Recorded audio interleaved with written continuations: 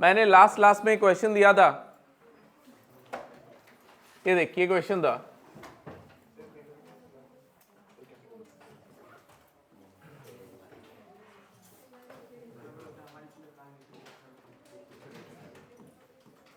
ये देखो सब कितनों से हो गया टाइम पीरियड?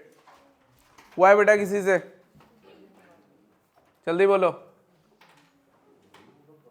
हुआ है किसी से time period of oscillation of the block as expected? Okay, बहुतों ने तो पहली बार देखा। अच्छा, सर ने मास्टर ने होमवर्क भी दिया था, है ना रे? तूने लिखा ही नहीं क्वेश्चन, कॉपी नहीं लाया, वाह। K2K और मास एम, तो यहां पे देखो इसका हमें निकालना है टाइम पीरियड। इसके लिए पहले तो एक इक्वेशन कहां से आएगा? हमेशा मीन पोजीशन से, ये तो हमें पता है बेटा। मैं पहले बता रहा हूं, आज का लेक्चर बहुत बहुत बहुत इंपॉर्टेंट है। आज बेसिस है हमारा पूरा एसएचएम में, सबसे ज्यादा क्वेश्चन इसी पार्ट से पूछा जाता है।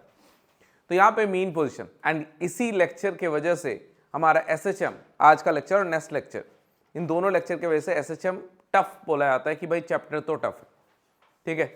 तो यहाँ पे देख, पहले तो मीन पोजीशन से मैंने इसको मान लिया this is spring 1, this is our spring 2। इसका इलॉन्गेशन है x01, इसका इलॉन्गेशन है x02 एट मीन पोजीशन। ये सारे इलॉन्गेशंस किस में है? At mean position. तो मीन पोजीशन में x01, x02 इनमें इलॉन्गेशंस है, कोई डाउट नहीं है। तो बेटा मीन पोजीशन का मतलब नेट फोर्स 0 है।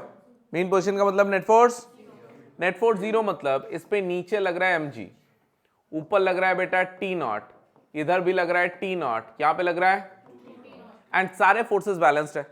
सारे फोर्सेस बैलेंस्ड है मतलब T0 will be equal to mg, and यहां से बोल सकता है T0 will also be equal to 2kx02। यहां बताओ ये T0 कौन दे रहा है? ये स्प्रिंग दे रहा है। कौन दे रहा है? एंड स्प्रिंग में इलॉन्गेशन कितना है? x02। तो स्प्रिंग का फोर्स क्या हो जाएगा? 2k into x02, that will be equal to T0। And यहां पे 2T0, यहां भी 2T0 है। ये 2T0 कौन दे रहा है? ये स्प्रिंग 1 दे रहा है। तो मतलब 2T0 will be equal to k x01। कोई डाउट नहीं है। अच्छा, यहां से T0 का वैल्यू इसमें पुट कर दे, तो इसमें पुट करेगा तो 2 इंटू 2k x02 बराबर k x01। तो k से k कट जाएगा, x01 will be equal to 4x02। देखो तो क्या ये आ रहा है? ये कहां से आया इक्वेशन? ये आया हमारा मीन पोजीशन से। मीन पोजीशन वाले फॉर्मूला से हमारे पास ये इक्वेशन आ गया। अब हम लोग इसी ब्लॉक को अपने जगह से कितना मूव कराएंगे बेटा? ब्लॉक को अपने जगह से कितना मूव कराएंगे? x मूव कराएंगे। मीन पोजीशन से कितना मूव कराएंगे? x मूव कराएंगे। तो ध्यान देना, इधर इसको हमने मूव कराया यहां से x, यहां से मूव कराया कितना? x। मतलब x जो है वो ये है, ब्लॉक अपने जगह से मूव किया x। तो बेटा अगर तुम ब्लॉक को खींचोगे और ब्लॉक मूव करेगा, क्या तुझे ये समझ में आ रहा है? ये पुल्ली भी नीचे आएगा, ये पुल्ली भी नीचे आएगा। एंड सोच के बता, कंस्ट्रेंट मोशन से ये पुल्ली नीचे कितना आएगा? जल्दी बोलो। x/2। This is very important, क्योंकि देख पुल्ली पहले यहां पे था, जब पुल्ली वहां पे था तो यहां से x/2, यहां से x/2 of the length, x/2 of the length घट जाएगा, तो वही चीज नीचे आएगा। तो पुल्ली अगर नीचे आएगा x/2 मतलब पुल्ली नीचे मेनली x/2 आया, तो ब्लॉक नीचे कितना आएगा? x। ब्लॉक नीचे कितना आएगा? क्या? क्योंकि पुल्ली अगर x/2 आया तो यहां से x/2, यहां से x/2 घट जाएगा, वही लेंथ ब्लॉक नीचे आएगा। कंस्ट्रेंट मोशन, कोई डाउट नहीं है, ठीक है। चलो यहां से समझ में आ गया x/2। अच्छा मुझे बता, ये मीन पोजीशन से आया, अब जब हमने x मूव किया फाइनल इस x के लिए, फॉर x के लिए अगर मैं देखूं तो इस वाले spring spring 2 and this is spring 1, spring 2 में कितना इलॉन्गेशन है? और इलॉन्गेशन, मैं बोल रहा हूं extra elongation.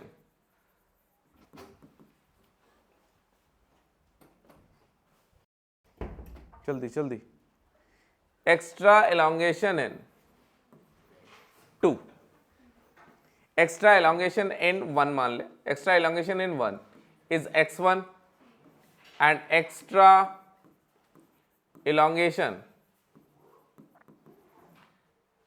Of 2 is x2। अब क्वेश्चन आता है कि सर ये एक्स्ट्रा इलॉन्गेशन मतलब? एक्स्ट्रा इलॉन्गेशन मतलब बेटा पहले कितना इलॉन्गेटेड था ये मीन पोजीशन के लिए? x01 x0, ये तो जरूरी है ना। बाद में हमने जब ब्लॉक को और x मूव कराया, इसमें और एक्स्ट्रा कितना आया? x1, इसमें और एक्स्ट्रा कितना आया? x2। कोई डाउट नहीं है। अब जो फोर्सेस लग रहा है इस पे वो है, नीचे लग रहा है mg, ऊपर लग रहा है बेटा t, इधर लग रहा है t, इधर लग रहा है 2t, इधर लग रहा है 2t। अब मुझे बताइए t फोर्स कौन दे रहा है? स्प्रिंग 2 दे रहा है। तो बेटा t फोर्स अगर स्प्रिंग 2 दे रहा है तो क्या मैं लिख सकता हूं t बराबर, बोलो क्या लिख सकते हैं? इसका स्प्रिंग कांस्टेंट कितना है? 2k। इसका अच्छा t बराबर क्या लिखेंगे उस स्प्रिंग का फोर्स? 2k, बताओ कोई सही बता रही थी? x0 2 प्लस x2, क्योंकि स्प्रिंग 2 जो फोर्स देगा वो अपने टोटल इलॉन्गेशन के वजह से देगा, और इसमें टोटल कितना है? x0 2 plus x2। मैं पहले ही बता रहा हूं बेटा, स्प्रिंग हमेशा फोर्स कैसे देता है? अपने टोटल इलॉन्गेशन। टोटल इलॉन्गेशन इसमें एक्स्ट्रा x2 हुआ है, पहले से x0 2 था, एक्स्ट्रा x2 हुआ है, टोटल कितना? x0 2 प्लस x2, तो उन दोनों को ऐड हो जाएगा। क्लियर है? कोई डाउट नहीं है। अच्छा सिमिलरली बता 2t बराबर, इसका है k, x0 1 plus x1, x0 1 plus.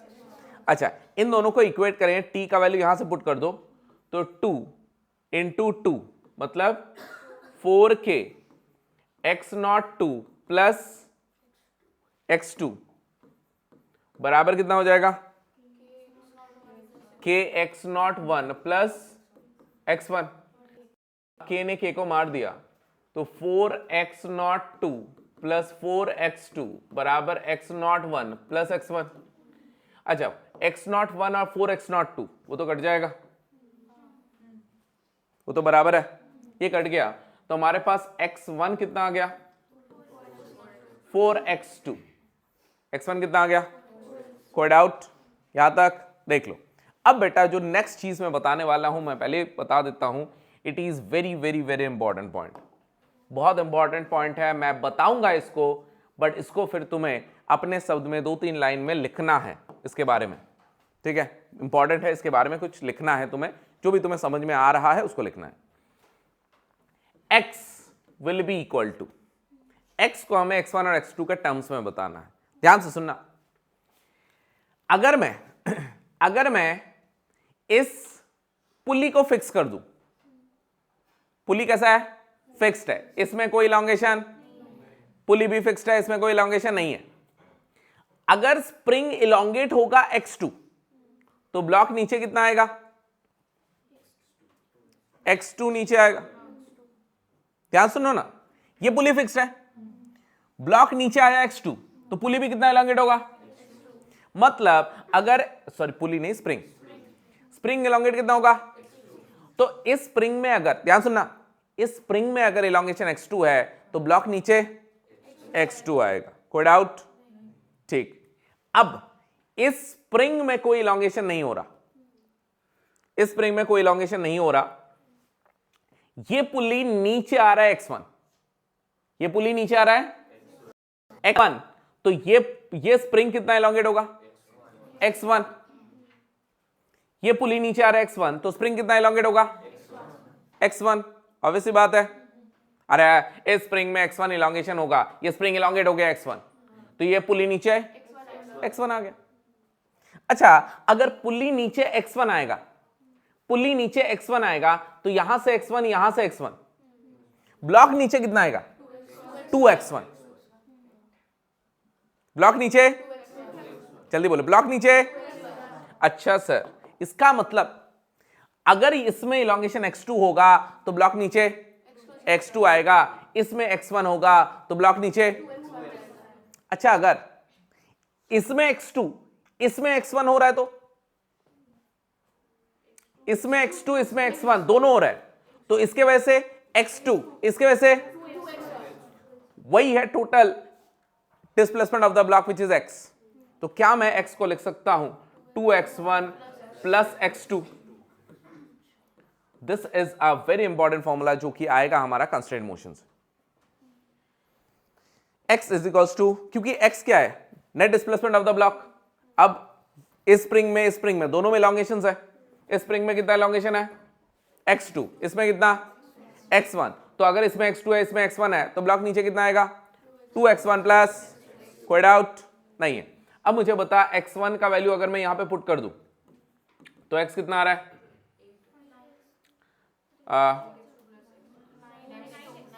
Nine, मतलब 2 इंटू x1 का वैल्यू 4x2 प्लस x2, तो x will be equals to 9x2 plus x2, sorry, अरे 9x2, ठीक है। कितना आ रहा है, कोई डाउट, यहां तक समझ में आया, ओके। तो x बराबर 9x2 हमारे पास आ गया। अब ध्यान से इस ब्लॉक को देखो, ध्यान से इस ब्लॉक को देखो, मैं अलग स्लाइड में ड्रॉ करूंगा। इस ब्लॉक पे देखो, ऊपर कितना लग रहा है t, नीचे कितना लग रहा है। अब खुद ही बता, ब्लॉक को अगर नीचे मूव करा के छोड़ेगा तो ब्लॉक जाएगा किधर, तो कौन बड़ा है, t की mg, mg बड़ा है सर। कौन बड़ा है, t बड़ा है। तो मैं इस ब्लॉक को देख रहा हूं, अब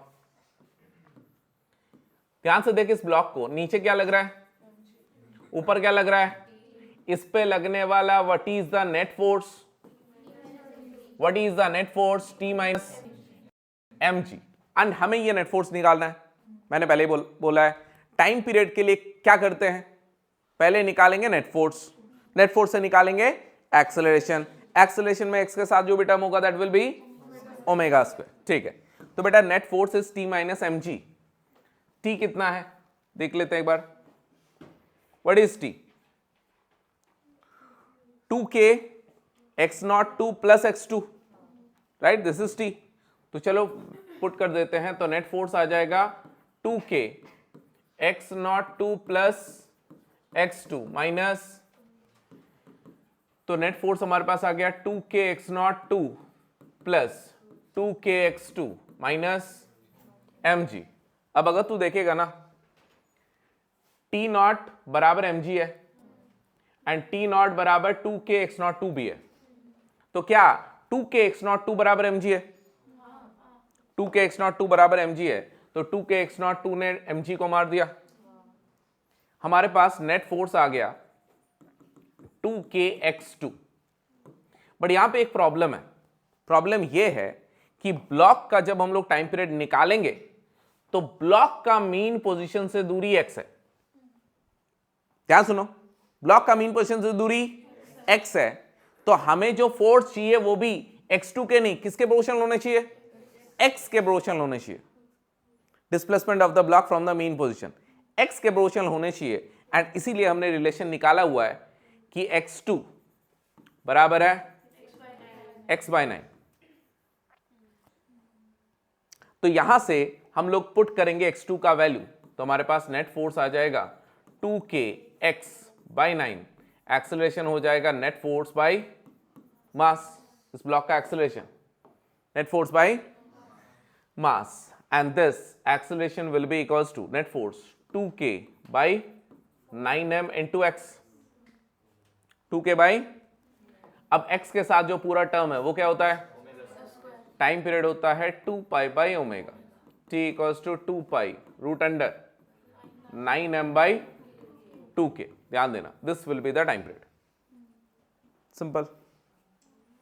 बोलो भाई क्या है क्वेश्चन में? कुछ नहीं। ओके क्या? चलो बेटा अच्छे से नोट डाउन करो। लिख लिया? अच्छा, इसके बाद बेटा, इसके बाद करीब हाफ से 3/4 पेज का गैप छोड़ देना। एक चीज लिखाना है मुझे, हाफ से 3/4 पेज का गैप छोड़ देना, फिर क्वेश्चन लिखो।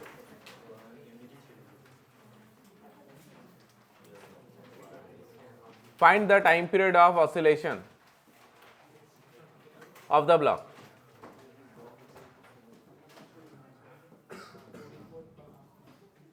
Find the time period of oscillation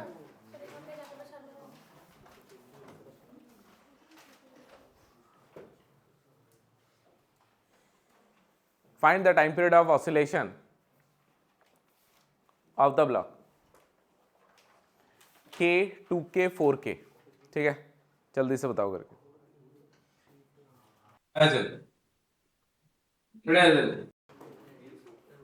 इधर इधर चलो, बहुत परेशान कर लिया तुम लोगों को। ये देख, अल्टीमेट फॉर्मूला, ध्यान से देखो, अल्टीमेट फॉर्मूला ध्यान दो। इधर समेशन ऑफ टीएस का स्क्वायर बाई के इक्वल्स टू टीएम का स्क्वायर बाई के इक्विवेलेंट। ये फॉर्मूला है अगर बहुत सारे स्प्रिंग्स लगे हुए हैं एंड उसके साथ एक ब्लॉक है। This is valid for one block. एक ब्लॉक अगर है तो ये फॉर्मूला वैलिड है। ध्यान से सुनो, इसको कैसे करेंगे। जैसे अभी हमने जो क्वेश्चन किया था उसमें एक स्प्रिंग का स्प्रिंग कांस्टेंट था के, इसका था 2k, मास है बेटा m। ठीक, तो यहां पे टेंशन T, यहां पे टेंशन T, यहां पे टेंशन 2T, यहां पे टेंशन 2T।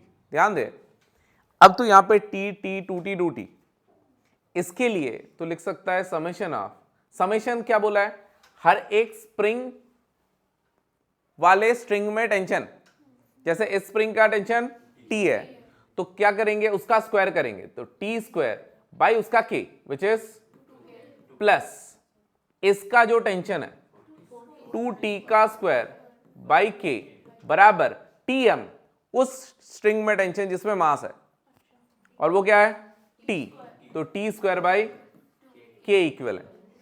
तो यहां से T square by 2K plus 4T square by K बराबर T square by K equivalent. ये देखो कट के 1 आ गया। यहां से बता एलसीएम कितना होगा, 9/2K बराबर 1/K इक्विवेलेंट। तो तू यहां पे देख सकता है कि K इक्विवेलेंट कितना आ रहा है, 2K/9। टाइम पीरियड होता है 2 pi root under m/K equivalent, तो इसका हो जाएगा 2 पाई रूट अंडर m, नीचे 2K, ऊपर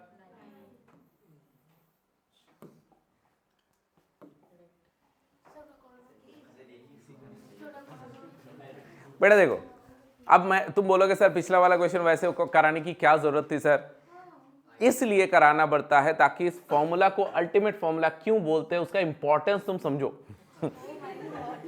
ठीक है, कि इंपॉर्टेंस समझ कि इस फॉर्मूला का कितना ज्यादा इंपॉर्टेंस है। हाँ बेटा, हिंदी, इंग्लिश, बंगाली, 3 लैंग्वेज मुझे आता है, तुम्हारे प्लेनेट का लैंग्वेज मुझे नहीं आता बेटा।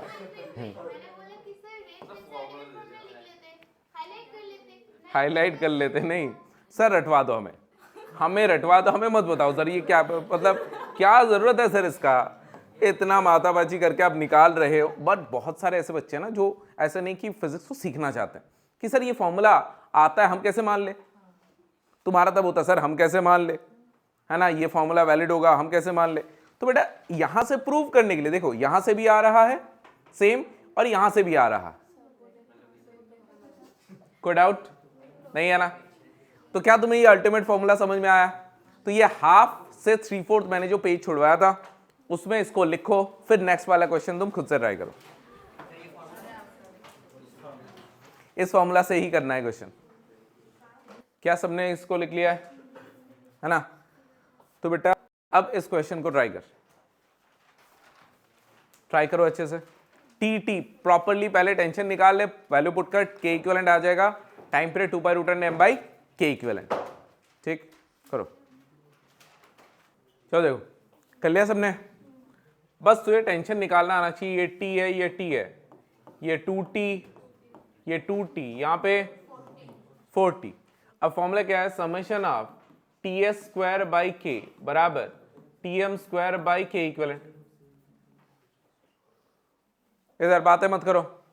ts², एक एक करके स्ट्रिंग देख, चल स्ट्रिंग में देखते हैं। तो t²/4k प्लस उस वाले में 2t²/2k प्लस ऊपर वाले में 4t²/k बराबर tm मास वाला t²/k इक्विवेलेंट। क्लियर है? तो यहां से t²/4k plus 4t²/2k plus 16t²/k बराबर t²/k इक्विवेलेंट। तो यहां से ये कट जाएगा और यहां पे कट के 1 1 बच गया।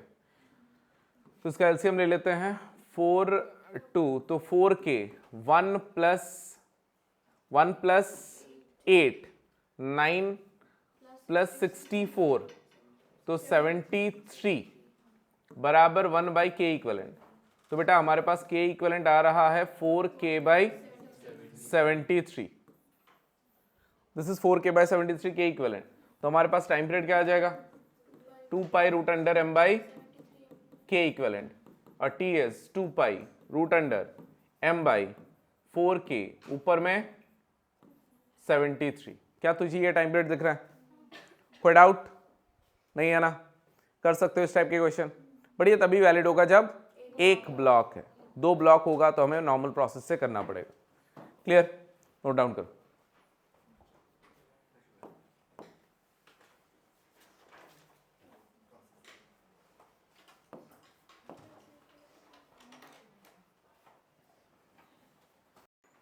सबने लिख लिया क्या?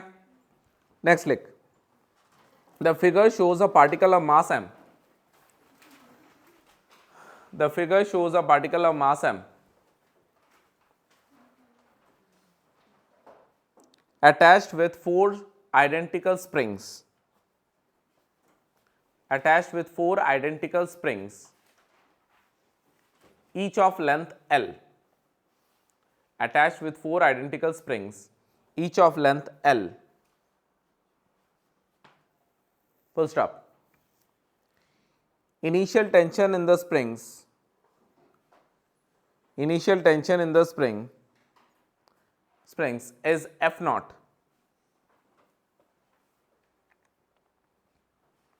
Initial tension in the springs is F0. Full stop.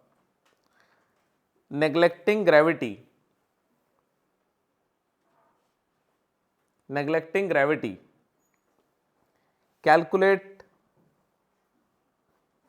period of small oscillation या time period. Calculate time period of small oscillation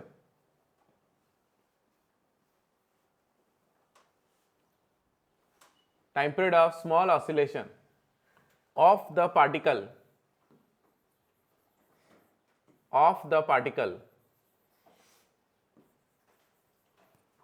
perpendicular to the plane of the figure. Perpendicular to the plane of the figure.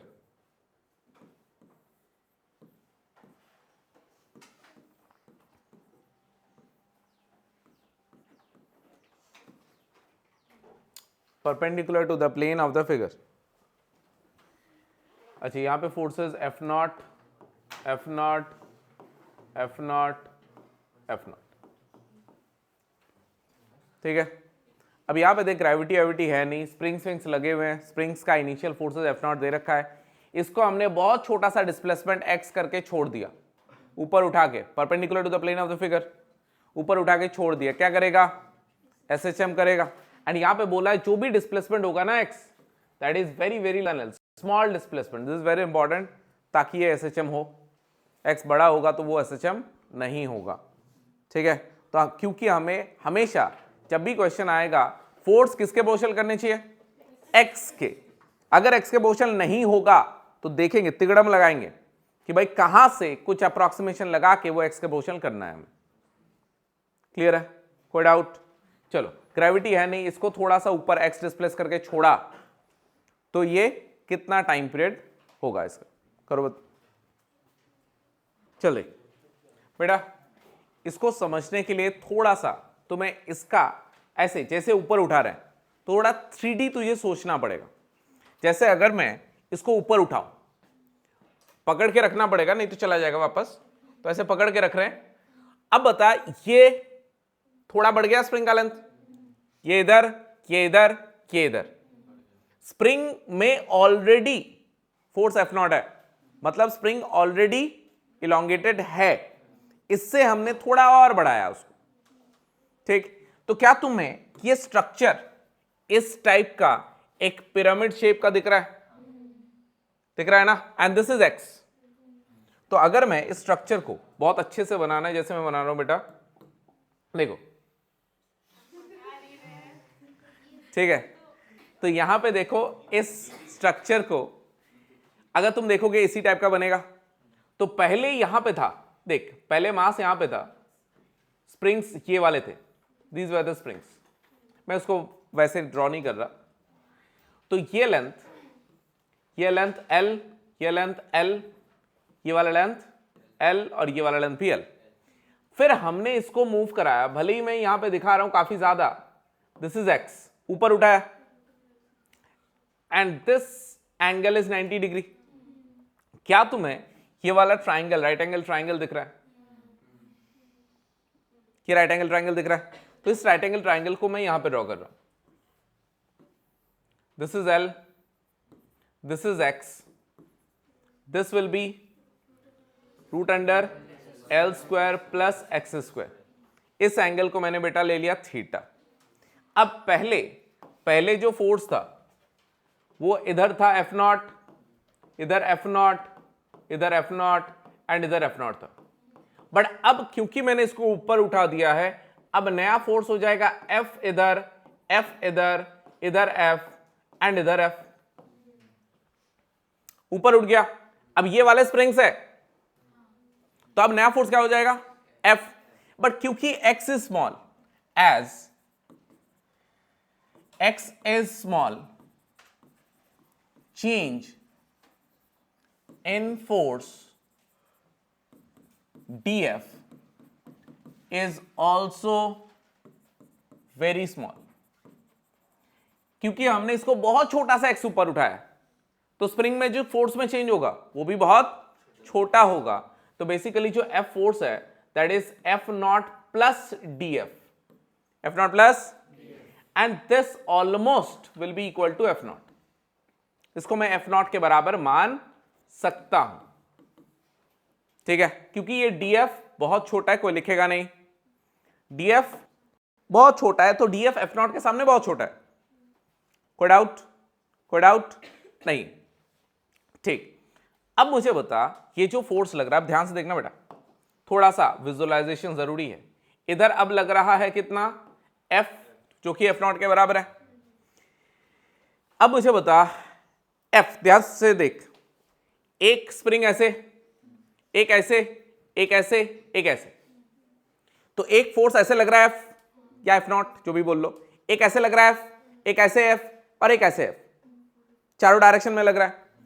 इस F का एक component F cos theta and इसी F का दूसरा component F sin theta.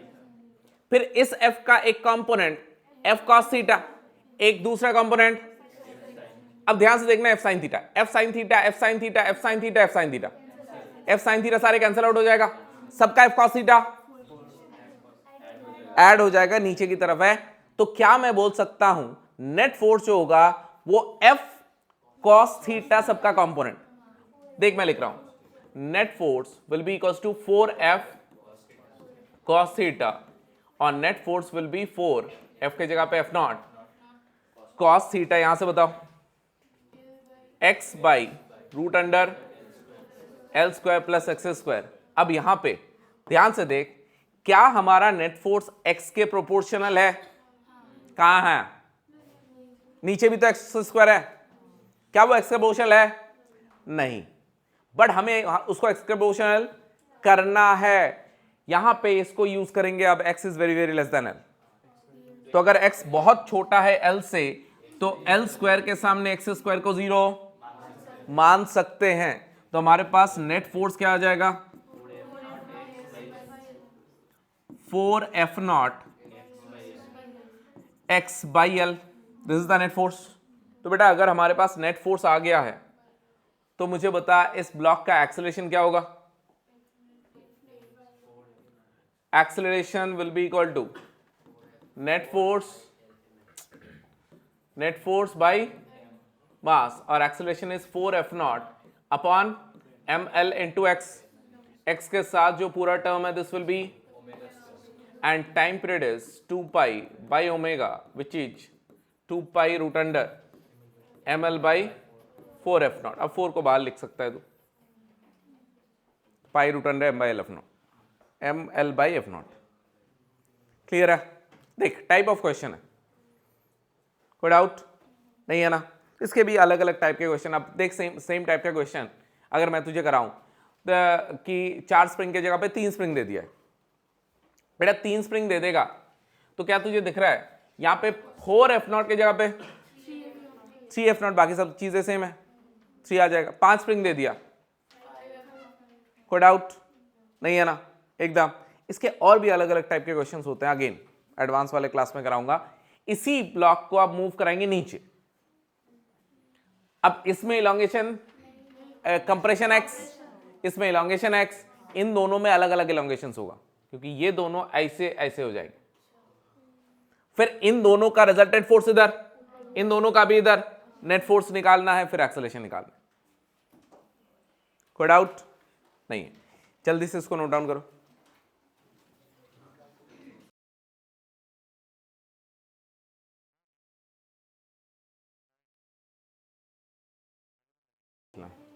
Okay बेटा चल लिख, 2 blocks of mass m1 and m2, again very important question, 2 blocks of mass m1 and m2 attached to a spring, 2 blocks of mass m1 and m2 attached to a spring,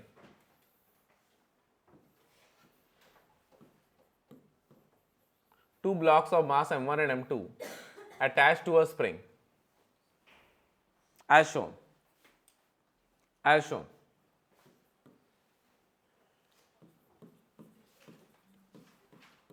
The spring is elongated by distance x. The spring is elongated by distance x and released. The spring is elongated by distance x and released.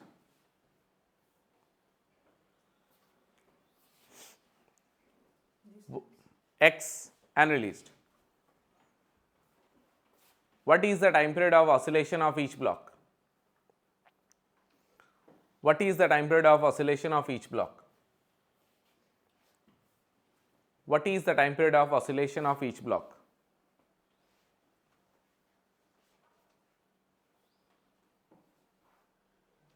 What is the time period of oscillation of each block? चलो बताओ। चलो बेटा ये देखो question करते हैं। यहां से देख, ये दोनों ब्लॉक्स है। अब ये दोनों ब्लॉक्स अपने जगह से मूव कर गया है, यहां पे आ गया m1, यहां पे आ गया m2। देख इधर, इसको मैंने मूव कराया x1, इसको मूव कराया x2। तो एक बात तो क्लियर है कि भाई x1 plus x2 is equal to x, x1 plus x2 equal to, and जब ये स्प्रिंग इलोंगेटेड नहीं था तो क्या दोनों में फोर्स 0 था? दोनों में फोर्स 0 था। This were the mean positions of both the blocks mp1 mp2। तो ये mean position of both the blocks है, m1 का ये मीन पोजीशन है, m2 का ये मीन पोजीशन है। कोई डाउट? कोई डाउट नहीं है, इसको मूव करा x1, इसको मूव करा x2, फिर छोड़ा x1 plus x2 equals to x। ये तुम्हें पता है कि हाँ भाई elongation in the spring x है। बट जो चीज यहां पे काम आएगा, पुराना चीज, वो है m1 x1 बराबर m2 x2। ये फॉर्मूला आएगा centre of mass. m1 x1 बराबर, क्योंकि ये m1 वाला x1 मूव करेगा, m2 वाला x2 मूव करेगा, तब दोनों का सेंटर ऑफ मास अपनी जगह से मूव, एंड जब ये x1 मूव करता है, सेंटर ऑफ मास मूव नहीं करता, तब m1 x1 बराबर m2 x2 होता है। क्लियर है? तो बेटा यहां पे x2 को क्या लिख सकते हो, m1 x1 बाई m2। अब बेटा ध्यान से सुन पूरे चीज को, ध्यान सुनो, मुझे बता इस ब्लॉक पे लगने वाला फोर्स कितना है बाय द स्प्रिंग जब वो x1 दूरी पर है। ब्लॉक अपने जगह से कितना मूव किया, x1, तो उस पे लगने वाला फोर्स और इस पे लगने वाला फोर्स सेम ही होगा। फोर्स F कितना होगा, K इंटू कितना मूव किया अपने जगह से ब्लॉक, m1, सॉरी x1, तो फोर्स क्या होगा, K इंटू x। गधे, कितना बार बोला है, स्प्रिंग का फोर्स टोटल इलॉन्गेशन के वजह से होता है। स्प्रिंग का फोर्स, तो force will B kx1, kx, force will B kx। ये फोर्स किस पे है, m1 पे है। ध्यान से देख, फोर्स m1 पे है एंड ये फोर्स x के ही प्रोपोर्शनल है, तो हमें बाकी कुछ देखने की जरूरत, अबे गधे है, बताओ क्यों? ये गलत है, यहां पे काम नहीं चलेगा इससे, क्योंकि हम टाइम पीरियड किसका निकाल रहे हैं, m1 का।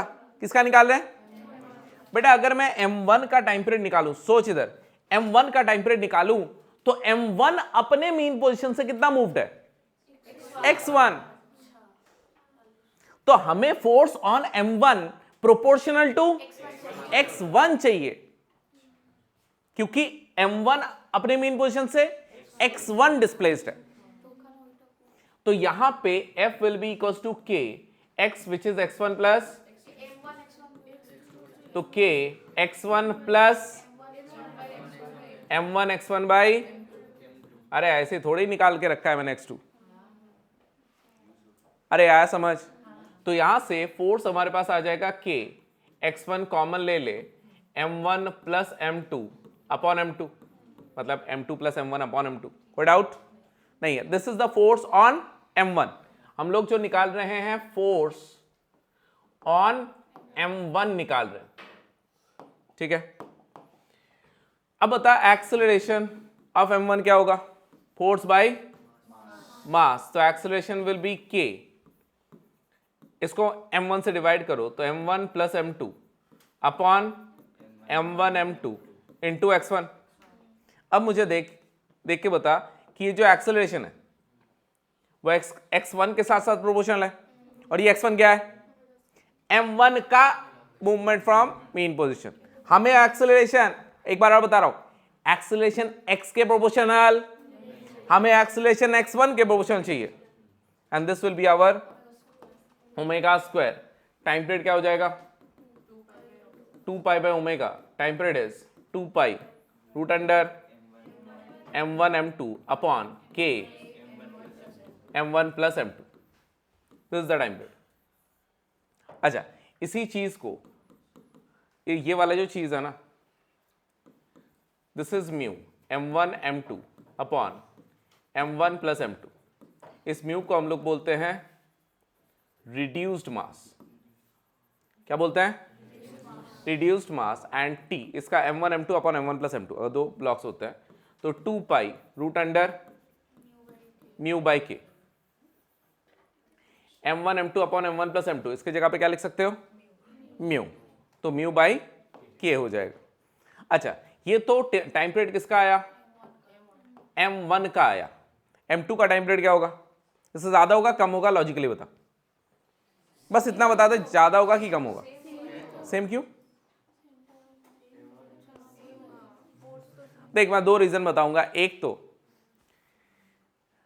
एक जो लॉजिकल है, कौन बता सकता है, चलो मैंने बता दिया टाइम पीरियड सेम होगा दोनों का, बताओ क्यों?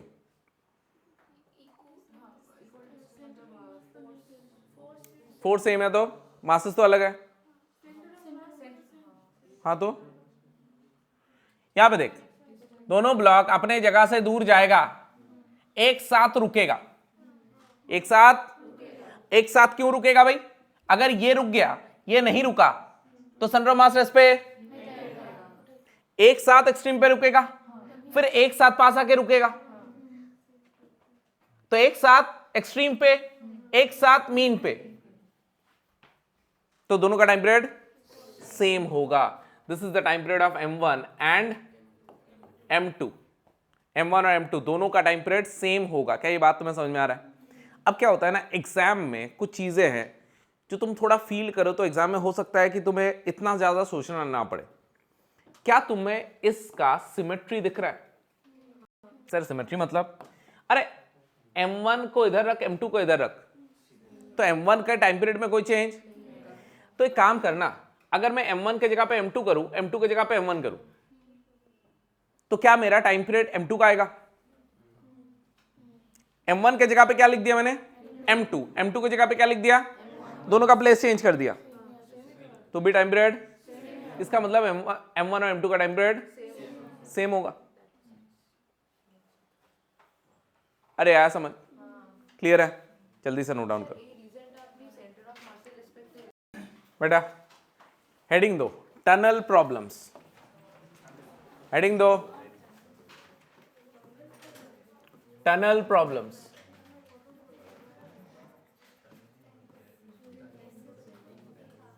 लिखो tunnel problems. Like a tunnel is made, बात है नहीं, a tunnel is made along the diameter of earth. A tunnel is made along the diameter of earth, and a particle of mass m, and a particle of mass m is released. A particle of mass m is released at a distance x, at a distance x from the center of earth, at a distance x from the center of earth. What is the time period of oscillation? What is the time period of oscillation of the particle? What is the time period of oscillation of the particle? बेटा ये देखो,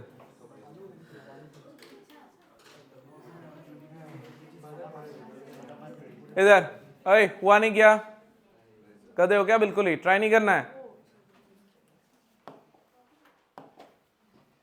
बता यहां पे।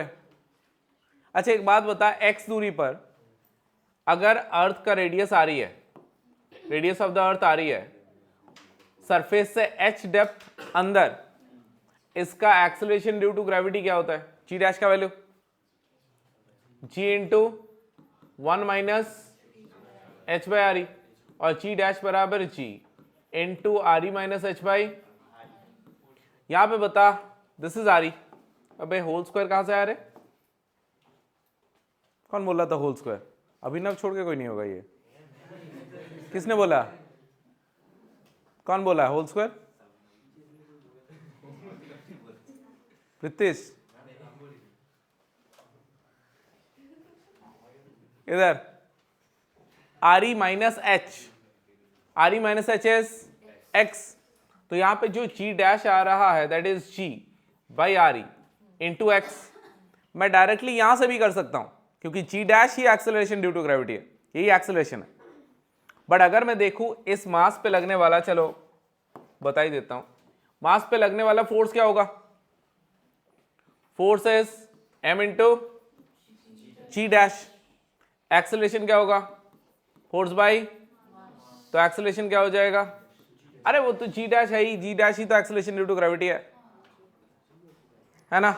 तो acceleration हमारे पास आ गया g dash which is ji by R E into x. X के साथ जो पूरा टर्म है this will be omega square, time period क्या होगा 2 पाई बाय ओमेगा, और T is 2 pi root under R by g. ध्यान से देख, क्या हमने इसमें कोई भी अप्रोक्सीमेशन यूज किया है? नहीं। ये देख, डेप्थ के लिए जो फॉर्मूला है उसमें कोई अप्रोक्सीमेशन यूज नहीं होता है, तो पूरे में कोई अप्रोक्सीमेशन यूज नहीं किया है। तो ये जो हमारा वैल्यू है, दिस इज पहले तो independent of m and x, mass and distance पे डिपेंड नहीं करता। एंड अगर तुम इसका वैल्यू निकालोगे, this will come out to be approximately equals to 84 minutes, 83.6। याद है सेम क्वेश्चन हमने किया था कि भाई what should be the duration of a day so that we feel weightlessness on the equator. वो सेम चीज यहां पर भी है, लिखना नहीं, सेम चीज यहां पर भी है, ठीक है। सेम हमारा वैल्यू भी सेम आता है 84 मिनट्स। अच्छा, यहां पे एक चीज देख, वो एक्स पे डिपेंड, इसका मतलब तुम सेंटर के बहुत पास से छोड़ो या फिर सरफेस से छोड़ो, फर्क नहीं पड़ता, टाइम पीरियड सेम ही होगा। अगर अर्थ के सरफेस से भी छोड़ा तब भी टाइम पीरियड, एंड अर्थ के सेंटर के 1 मीटर दूरी से छोड़ा तब भी टाइम पीरियड सेम होगा, डिफरेंस नहीं आएगा। जैसे स्प्रिंग ब्लॉक सिस्टम पे होता है, वो एक्स पे डिपेंड नहीं करता, पास से छोड़ोगे तो जो टाइम पीरियड होगा, दूर से छोड़ोगे तब भी टाइम पीरियड सेम होगा। क्लियर है? जल्दी नोट डाउन करो। नेक्स्ट लिखो,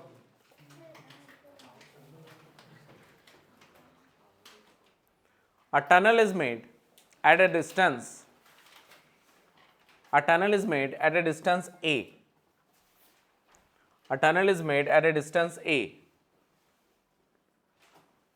a tunnel is made at a distance a from the center of earth, at a distance a from the center of earth, and a particle is released, and a particle is released at a distance x, at a distance x from the mean position, at a distance x from the mean position. What is the time period of oscillation of the particle? What is the time period of oscillation of the particle? What is the time period of oscillation of the particle?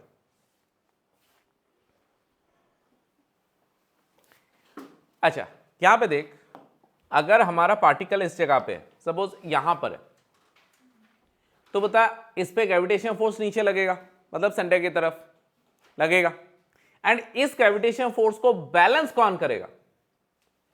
Tunnel का normal. Tunnel इसको नीचे जाने नहीं देगा, मतलब towards the centre जाने, tunnel का normal इसको बैलेंस कर लेगा। तो यहां पे नेट फोर्स 0 है, तो this is the mean position. Mean position से x मूव करा के छोड़ेंगे, टनल स्मूथ है, क्या करेगा? SHM करेगा। You have to find out the time period. यहां मीन पोजीशन ये है, यहां से इधर ले जाके छोड़ा तो मीन पोजीशन की तरफ आएगा ना, और बताऊंगा तो थोड़ा सा मैं हिंट देता हूं। अब बता फोर्स कौन सा लगेगा एक्चुअल में? सेंटर की तरफ लगेगा। कौन सा लगेगा? ग्रेविटेशन फोर्स सेंटर की तरफ। इसका एक कंपोनेंट मान ली ये एंगल थीटा है, एक कंपोनेंट एफ कॉस थीटा, उसको बैलेंस कौन कर लेगा? नॉर्मल। एंड दूसरा कंपोनेंट एफ साइन थीटा, क्या ये एफ साइन थीटा कंपोनेंट है जो उसको सेंटर की तरफ लेके जाएगा? That is the net force. निकालो टाइम पीरियड जल्दी से।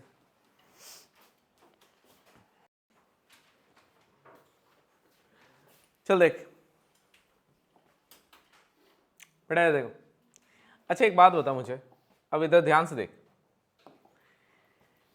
ये एक्स है, ये ए है, चलो ये वाला ट्रायंगल बना लेते हैं।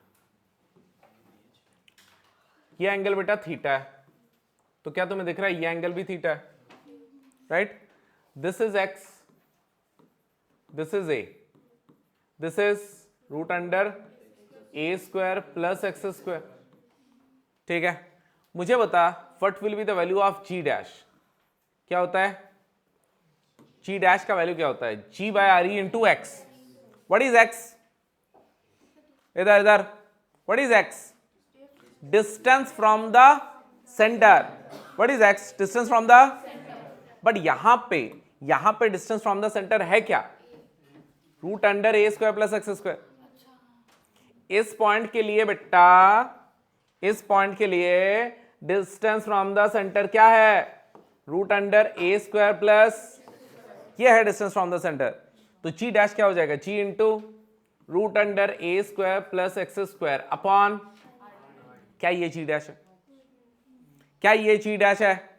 तो हमें लगने वाला, अब देख इस पार्टिकल पे लगने वाला जो फोर्स है एफ, क्या वो फोर्स हो जाएगा m into g dash. But क्या हमें फोर्स एफ से मतलब है कि एफ साइन थीटा से, एफ साइन थीटा से मतलब है.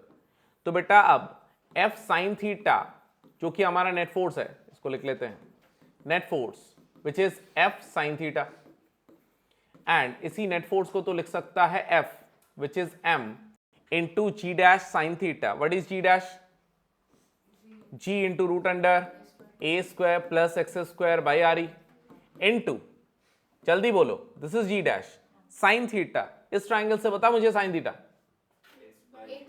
X by root under a square plus x square.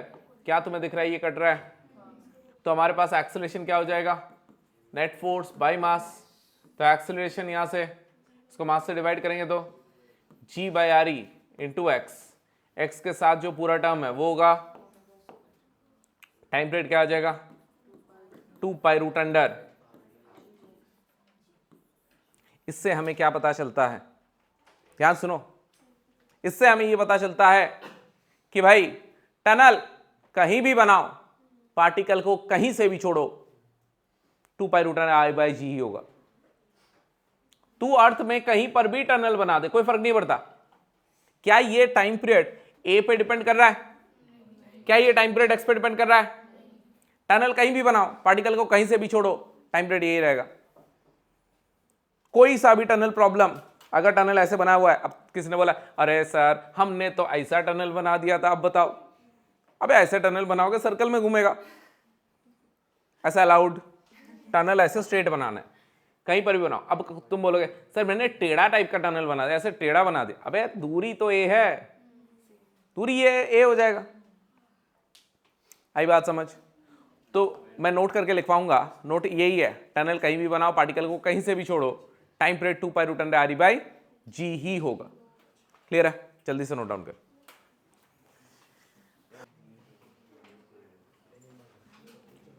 चले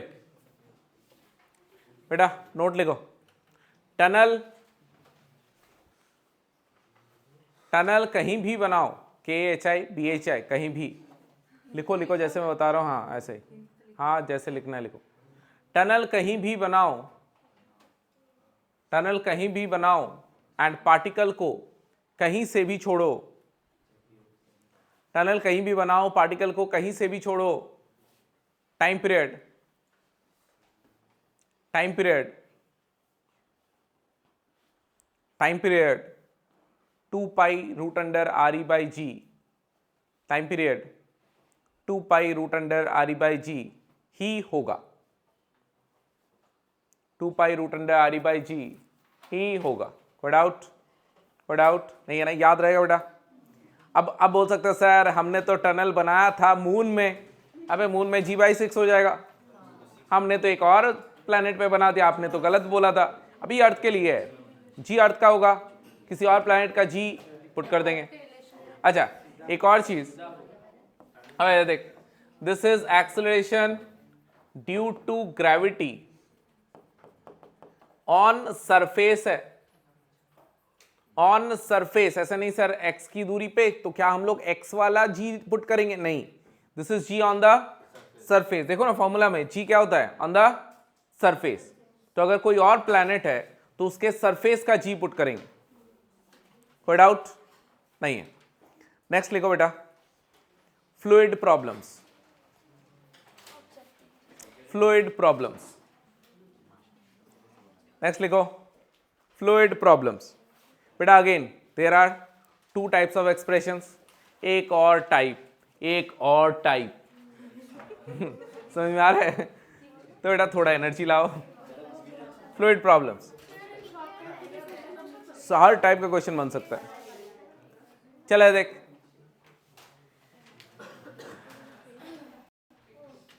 इसीलिए सारे टाइप के क्वेश्चंस तुम्हें करा रहा हूं। देखो, a block of density D, बातें नहीं, a block of density D and height capital H and height capital H is floating in a liquid, is floating in a liquid of density rho, is floating in a liquid of density rho. Full stop, click. The block is vertically displaced by x and released. The block is vertically displaced by x and released. Block is vertically displaced by x and released. तू खुद बता, अगर block float कर रहा है, ठीक है, तूने इसको डिस्प्लेस करके पानी में छोड़ दिया, क्या करेगा? Find out the time period of oscillation. Find out the time period of oscillation. कौन सा आपको लगता है कि हम लोग कर लेंगे इसको? अब बेकार में टाइम दे रहे हो सर। ओके, ये देख, वेरी गुड, बहुत बढ़िया। ये देखो, ओके, इसका एरिया कितना है? ए। देख, ध्यान से देख, हाँ क्यूब मान ले, सिलेंडर मान ले, कुछ भी मान ले, बस यूनिफॉर्म एरिया है। क्यूब हो सकता है, सिलेंडर हो सकता है, आर्बिट्री शेप का बॉडी हो सकता है, बस एरिया उसका कंटिन्यूसली यूनिफॉर्म है। एरिया उसका यूनिफॉर्म है। कोन नहीं होगा, कोन का एरिया यूनिफॉर्म नहीं होता है, ठीक। अब यहां पे इसका एरिया ए मान लिया, हाइट है h। अच्छा, नीचे जो पार्ट है वो है स्मॉल h। मैं ये जो ड्राइंग बना रहा हूं वो बना रहा हूं मैं मीन पोजीशन पे। तो बेटा मीन पोजीशन पे हमें पता है कि ये फ्लोट कर रहा है, तो height below upon total height बराबर density of block upon density of liquid. तो यहां से स्मॉल h का वैल्यू तू निकाल सकता है। Small h will be equals to h into d by rho. Clear है? एंड यहां पे तू ये भी बोल सकता है कि भाई नीचे वाले पार्ट का जो बाइंड फोर्स है, इस पार्ट के वजह से बाइंड फोर्स कितना होगा बेटा? v रो जी। v कितना? जितना वॉल्यूम नीचे है कितना है? ah इंटू रो इंटू जी। ध्यान से देखो, फॉर्मूला में v रो जी, v क्या होता है?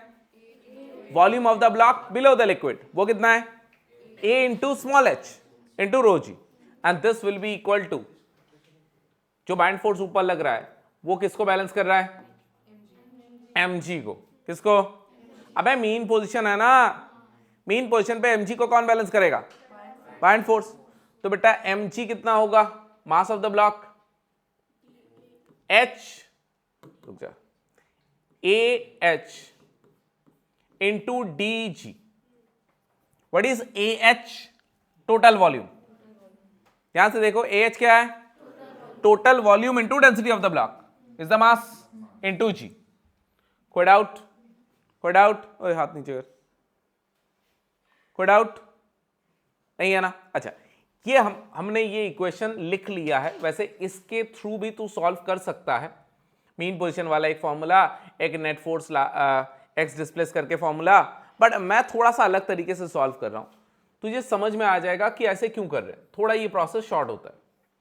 अब मैंने ब्लॉक को थोड़ा x नीचे मूव किया। कितना मूव किया बेटा? x नीचे मूव किया। x नीचे मूव किया, और पहले से तो h था ही, और मैंने कितना मूव किया? x नीचे मूव किया। अब मुझे एक चीज बता, या तो फिर मैं पुराने प्रोसेस से बताऊं तुम्हें कि भाई अब नेट बाइंड फोर्स निकालूं, मतलब टोटल बाइंड फोर्स, और नीचे mg, क्योंकि आप नीचे करोगे तो वॉल्यूम बढ़ गया, बाइंड फोर्स भी बढ़ गया, नीचे mg, नेट फोर्स निकाल सकते हो, तो एक तो कट जाएगा।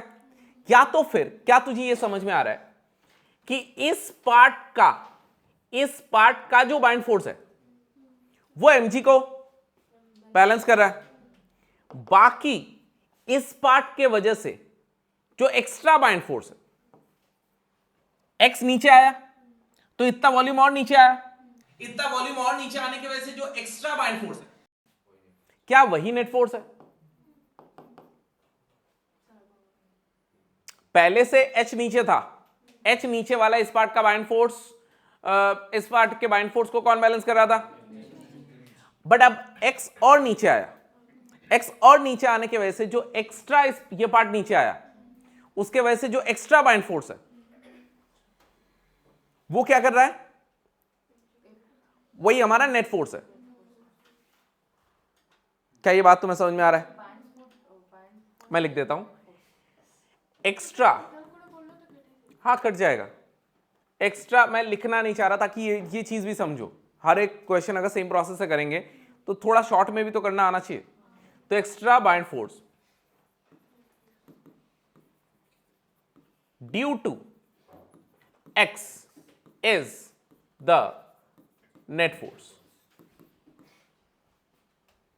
h का जो बाइंड फोर्स था, h डेप्थ के वजह से जो नीचे है उसके वजह से जो बाइंड फोर्स है वो mg को, और x जो नीचे आया उसके वजह से जो एक्स्ट्रा और बाइंड फोर्स लग रहा है वही ब्लॉक पे नेट फोर्स लग रहा है। क्लियर है? तो क्या मैं नेट फोर्स को लिख सकता हूं extra buoyant force which is ax rho g. Extra कितना वॉल्यूम नीचे आया? ax कितना वॉल्यूम नीचे आया? ax into rho g. क्या ये एक्स्ट्रा बाइंड फोर्स है? क्या यही हमारा नेट फोर्स है? अब बता एक्सेलरेशन क्या होगा? Net force by mass of the block, ax rho जी, ध्यान से देखना, मास ah इंटू डी, ध्यान दो बेटा, टोटल वॉल्यूम ah इंटू, कोई डाउट? a ने a को मार दिया तो यहां से a आ गया हमारे पास acceleration rho g by h d into x. तो क्या तुझे दिख रहा है acceleration is directly proportional to x, and मैंने यहां पे कोई अप्रोक्सीमेशन यूज नहीं किया है, बस हाँ ये है कि ब्लॉक को x जो डिस्प्लेस कर रहे हो, ऐसा नहीं कि ब्लॉक को एकदम तुम बीकर के एकदम नीचे चिपका दिया, नीचे तक मत ले जाओ, मतलब x should be less than, मतलब थोड़ा सा पार्ट ब्लॉक का ऊपर होना चाहिए, ब्लॉक का थोड़ा सा पार्ट ऊपर होना चाहिए। तो rho g by h d into x, अब ये वाला पूरा टर्म क्या हो जाएगा हमारा? क्या time period 2 pi by omega होगा, तो 2 pi root under h d by rho g, this is the time period. Clear है? Again this is another type of question, करके बताओ, लिख लो जल्दी से बेटा, शांत। नेक्स्ट क्वेश्चन लिख, शांत, सबने लिख लिया बेटा? नेक्स्ट क्वेश्चन लिखो, N U tube is filled with liquid, and U tube is filled with liquid as shown,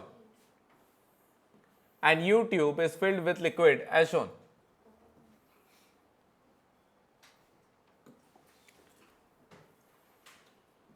full stop देके लिख, the area of cross section of the liquid of the U tube, the area of cross section of the U tube is uniform, area of cross section of the U tube is uniform। ठीक है? if liquid in one arm, if liquid in one arm if liquid in one arm is displaced by a small distance x vertically, is displaced by a small distance x vertically and released, displaced by a small distance x vertically and released, what is the time period of oscillation? What is the time period of oscillation of the liquid? What is the time period of oscillation of the liquid in the U tube? In the U tube। अच्छा, हमने क्या किया है, बहुत छोटा सा displace x, मतलब x is very very less than h, x is very very less than l, small distance x इसको मूव किया, तो यहां से भी वो कितना ऊपर चला जाएगा, x ऊपर चला जाएगा बेटा। यहां से x मूव करा होगा तो यहां से भी x ऊपर जाएगा अपने जगह से। एंड क्या यही है उसका मीन पोजीशन है, ये उसका क्या है, तो x ऊपर चला जाएगा और यहां से कंप्रेस करके जब छोड़ेंगे तो क्या करेगा, वो SHM करेगा, क्योंकि यहां पर भी एनर्जी तो कंजर्व होगा, थोड़ा पोटेंशियल एनर्जी बढ़ गया, पोटेंशियल से काइनेटिक, काइनेटिक से पोटेंशियल, अगर एनर्जी में कोई लॉस नहीं हो रहा तो लिक्विड ऐसे SHM करेगा। उसी का क्या निकालना है हमें, टाइम पीरियड। ठीक है, ट्राई करोगे कि मैं बता दूं? मैं बता देता हूं, थोड़ा टफ है क्वेश्चन। चलो समझते हैं इस क्वेश्चन को सॉल्व कैसे करेंगे। x is very very less than l। मुझे ध्यान से देख, इधर देख, इधर देख सब कोई, इधर देखो, इधर हमारे पास ये वाला पार्ट ऑफ द लिक्विड, इसका मास मैंने m मान लिया। क्या है कि इधर वाला लिक्विड तो यहां तक है, इस आर्म में लिक्विड यहां तक है, एंड इस आर्म में लिक्विड कितना ज्यादा है, 2x ज्यादा है। कितना ज्यादा है, एंड ये यहां तक तो है ही, इस आर्म में और इस आर्म में डिफरेंस कितना है, 2x। तो इस 2x के वजह से जो एक्स्ट्रा फोर्स लगेगा, ध्यान सुनो, 2x के वजह से जो एक्स्ट्रा फोर्स लगेगा उसी के वजह से हमारा क्या आएगा, नेट फोर्स, उसी से आएगा हमारा, एंड वही फोर्स इसको SHM कराएगा। राइट, चल देखते हैं, पहले तो ये मास m निकालते हैं। मास m हो जाएगा 2x into a into density rho, क्या ये मास है, एंड इस पे नीचे लगने वाला mg, फोर्स क्या हो जाएगा, force equals to mg, and this equals to 2x into a into rho into, क्या ये हमारा फोर्स है, एंड यही फोर्स है जो इस लिक्विड पे, पूरे लिक्विड पे लग रहा है, एंड यही वो फोर्स है जो इस लिक्विड को SHM करा रहा है। कोई डाउट? तो बेटा अगर यही फोर्स है तो एक्सेलरेशन क्या हो जाएगा, force by mass, capital M लिख देता हूं, capital M is the total mass of liquid, and this total mass will be equal to 2h plus l into rho into a into rho. बता total volume क्या होगा, total length क्या है, 2h plus l into a is the total volume into rho. क्या ये clear है एकदम? तो दिस इज द टोटल मास, तो मास से डिवाइड कर देंगे तो एक्सेलरेशन आ जाएगा हमारे पास 2x a rho g upon 2h plus l into a rho. अच्छा यहां पे एक अप्रोक्सीमेशन है, ध्यान सुन, हमने जो फोर्स निकाला है ना, हमने फोर्स इस पार्ट ऑफ द लिक्विड पे निकाला है, इस पार्ट ऑफ द लिक्विड के वजह से हमने फोर्स इस पार्ट ऑफ द लिक्विड पे निकाला है, इस पार्ट ऑफ द लिक्विड के वजह से, बट हमने यहां पर मास क्या लिया है, total mass of the liquid, मतलब ऊपर वाले पार्ट का भी लिया है, क्योंकि x बहुत छोटा है h से, तो ये वाला पार्ट एक्चुअल में बहुत छोटा होगा, ये वाला पार्ट एक्चुअल में बहुत, तो बेसिकली ये जो पार्ट है this is the mass of the whole liquid, ये तो बहुत छोटा है इसके कंपैरिजन में। आ समझ,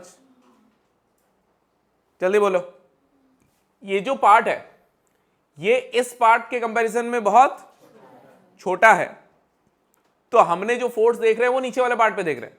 अब तुम बोलोगे सर नीचे वाला पार्ट का तो जो मास होगा वो पूरे लिक्विड से ऊपर वाले का माइनस करो, बट माइनस जो करोगे ये पार्ट तो बहुत नेग्लिजिबल है, तो इसीलिए इस नीचे वाले पार्ट का mass will be equal to the total mass,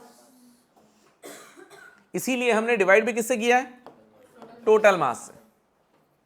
clear है? ए से ए कट जाएगा, रो से रो कट जाएगा, इसीलिए ए और रो तुम्हें नहीं दे रखा है, तो acceleration will B 2g by 2h plus l into x। अब मुझे बता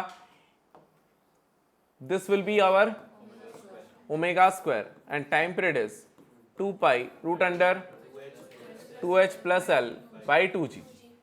अब क्वेश्चन कभी कभी ऐसे भी आता है, तुम्हें बोल दिया ऐसे ट्यूब है, या फिर ट्यूब तुम्हें इस टाइप का दे दिया है,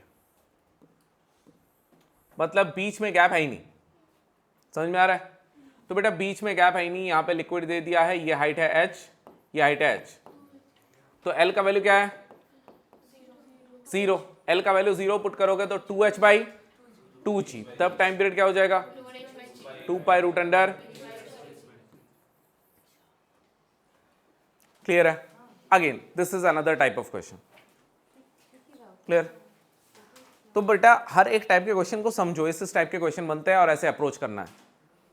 अभी मैं इतने टाइप के क्वेश्चन इसलिए करा रहा हूं ताकि तुम एग्जाम हॉल में जाके ऐसा ना लगे कि अरे सर कैसे ये वाला दे दिया है, भाई यूट्यूब दे दिया, इस मास्टर ने तो कराया नहीं, है ना? अभी थोड़ा सा प्रेशर पड़ेगा तुम्हारे दिमाग में, बट हर एक टाइप को समझो और प्रैक्टिस करना है घर पे। नेक्स्ट लिख बेटा एंगुलर एसएचएम, हो गया ना सबका?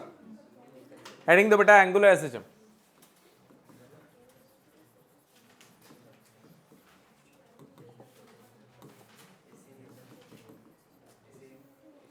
तो देख एंगुलर एसएचएम, यहां पे दो टाइप के एसएचएम होता है। एक टाइप का हमने पढ़ लिया है जो कि है लीनियर एसएचएम, जो हमने पढ़ा है ऐसे ऐसे मूव कर रहा था। एक दूसरा होता है एंगुलर एसएचएम, जैसे कि पेंडुलम। तो जैसे लीनियर एसएचएम में जो काम x करता है डिस्प्लेसमेंट, वही काम यहाँ पे थीटा करेगा। जो काम यहाँ पे वेलोसिटी करता है वही काम यहाँ पे ओमेगा करेगा। जो काम यहाँ पे एक्सेलरेशन करता है वही काम यहाँ पे, जो काम यहाँ पे फोर्स करता है वो काम यहाँ पे टॉर्क करेगा। जो काम यहाँ पे मास करता है वो काम यहाँ पे मोमेंट ऑफ इनर्शिया करेगा। तो फोर्स इक्वल्स टू जैसे माइनस के एक्स होता है वैसे टॉर्क विल बी माइनस के थीटा। जैसे हम लोग एक्सेलरेशन लिखते हैं माइनस ओमेगा स्क्वायर एक्स, वैसे ही this acceleration is minus omega square into, अब थीटा के साथ अल्फा निकालेंगे आप, एंड एक्सेलरेशन क्या होता है फोर्स बाय मास, अल्फा क्या होगा moment of inertia. Same to same चीज है, लिखना नहीं अभी, ध्यान से सुन। पहले हम लोग सिंपल पेंडुलम का टाइम पीरियड निकालते हैं। देख इधर सिंपल पेंडुलम। अच्छा सिंपल पेंडुलम का टाइम पीरियड ये तो हमें पता है already, 2 pi root under l by g होता है। तो देख ध्यान से, यहां पर पहला चीज तो यहां पे एक अप्रोक्सीमेशन है, एंड वो अप्रोक्सीमेशन है थीटा इज स्मॉल। ये अप्रोक्सीमेशन जरूरी है। तो बेटा अगर थीटा छोटा है, थीटा बहुत छोटा है, तभी ये वैलिड होगा। देखो कैसे, इस पे नीचे लग रहा है mg, mg का एक कंपोनेंट इधर mg cos थीटा, एक कंपोनेंट इधर mg sin थीटा, स्ट्रिंग का लेंथ l। अब मुझे बता इसका मास m, इस पॉइंट के अबाउट निकालेंगे। मुझे बताओ व्हाट इज टॉर्क। टॉर्क क्या होता है आर एफ साइन थीटा, या फिर आर, ध्यान सुनना, r into f perpendicular, r into, तो बता आर क्या है यहां पे एल, एफ परपेंडिकुलर क्या है, तो तू लिख सकता है m g sine theta into l, this is the torque. कोई डाउट? अच्छा एसएचएम के लिए, एसएचएम के लिए torque should be proportional to, and यहां पे भी टॉर्क प्रोपोर्शनल किसके है, नहीं है, साइन थीटा के प्रोपोर्शनल है। एम जी एल कॉन्स्टेंट है, क्या तुम्हें दिख रहा है टॉर्क साइन थीटा के प्रोपोर्शनल है, तो क्या ये एसएचएम होगा, नहीं। बट क्योंकि यहां पे बोला हुआ है थीटा इज स्मॉल, तो साइन थीटा को क्या लिख सकते हो, तो torque will be equal to m g l into theta, right.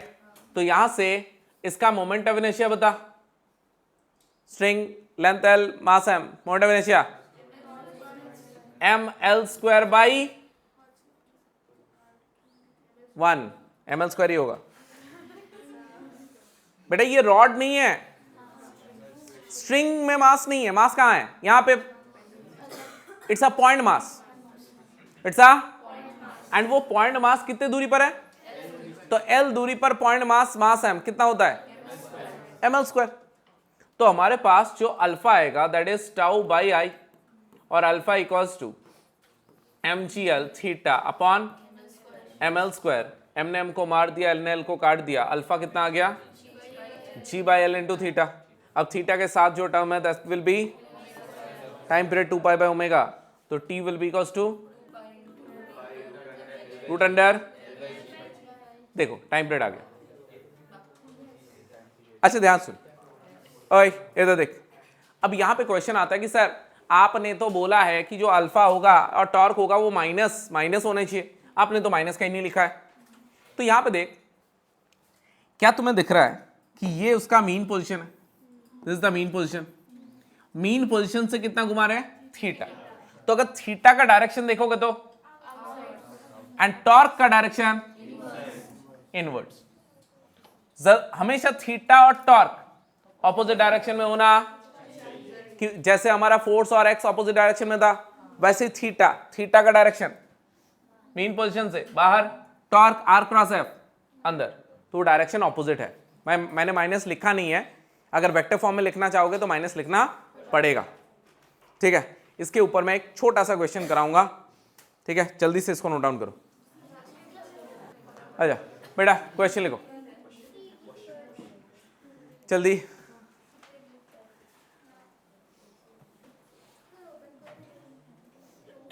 What will be the time period of a pendulum? What will be the time period of a pendulum?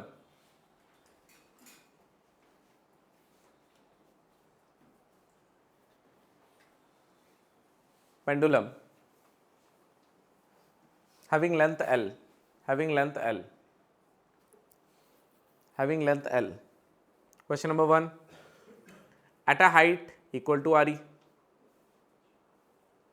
at a height equal to RE.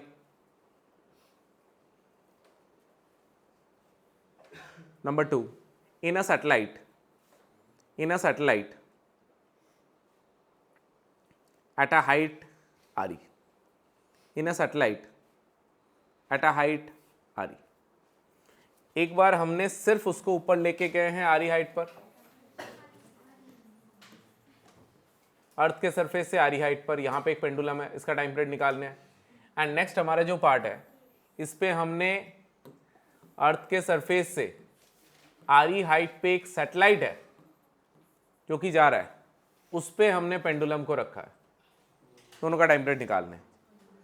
तो बेटा एक बार जल्दी से बताओ,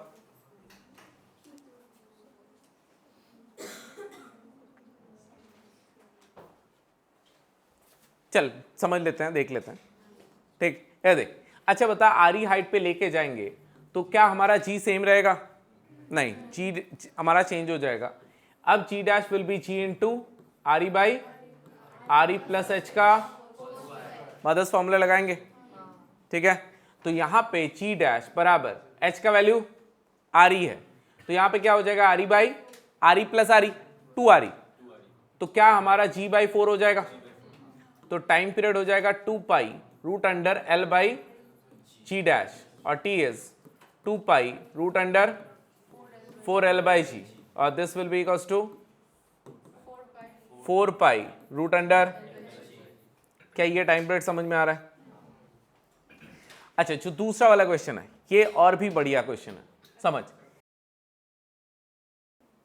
satellite में है, तो satellite में ये पेंडुलम भी मूव कर रहा है। अब याद कर, सैटेलाइट का जब हमने ऑर्बिटल वेलोसिटी फॉर्मूला निकाला था, क्या तुझे याद है, एक तो gravitational force mg dash, and दूसरा एक और mv²/r सेंट्रीफ्यूगल फोर्स लिखा था। तो इस पे दो फोर्स लग रहे हैं, एक कौन सा, ग्रेविटेशन फोर्स, दूसरा and mg dash equal to होता है mv²/r, दोनों बराबर होता है। तो पेंडुलम को अगर मैं ऐसे छोड़ू तो इस पे तो mg डैश लग रहा है और एक सेंट्रीफ्यूगल फोर्स भी लग रहा है। अच्छा, सेंट्रीफ्यूगल फोर्स क्यों लग रहा है, इसमें क्यों नहीं लग रहा था, ये मूव कर रहा है सर्कल में, तो इस पे लगने वाला नेट फोर्स क्या है, पेंडुलम पे लगने वाला नेट फोर्स, अब m g dash r centrifugal equal हो गया ना, नेट फोर्स 0, नेट फोर्स बेटा नेट फोर्स 0 है, तू सोच के बता टाइम पीरियड क्या होगा। नेट फोर्स ही 0 है, टाइम पीरियड इनफाइनाइट। नहीं ऐसे नहीं, देखो पेंडुलम है, इसको ऐसे मूव कराया, नेट फोर्स 0, क्या वो ऐसे ही रहेगा? अब ऐसे ही रहेगा, नीचे क्यों आएगा? वो स्पेस में है, स्पेस में सोच, स्पेस में जैसे रखेगा पेंडुलम को, स्पेस में नेट फोर्स क्या होता है? 0। तो मुझे बता हमेशा ऐसे रहेगा, तो एक चक्कर कंप्लीट करने में कितना टाइम लगेगा? इनफाइनाइट। कितना टाइम लगेगा? कोई डाउट नहीं है ना? नोट डाउन करो बेटा।